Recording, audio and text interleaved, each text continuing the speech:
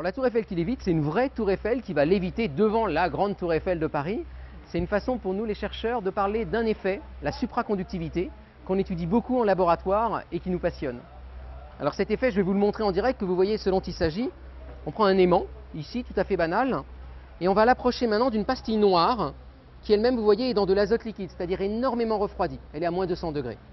Et quand j'approche cet aimant de cette pastille, regardez bien, l'aimant se met à léviter. C'est-à-dire que vous voyez, il flotte au-dessus de la pastille tout en restant accroché. Ça, c'est la supraconductivité. La pastille noire là est devenue supraconductrice. Alors ce que vous voyez, c'est que cette physique-là, c'est une physique du très froid.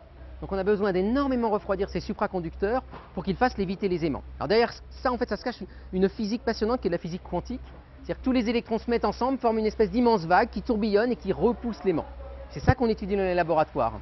Alors, comment on peut s'en servir pour faire flotter une tour Eiffel? Eh bien, sous les pieds de chaque étage de la tour Eiffel, on a caché un aimant. On a mis des pastilles noires en dessous.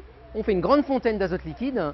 Et tout ça va refroidir la tour Eiffel, refroidir les supraconducteurs et permettre à chaque étage de flotter au-dessus du précédent.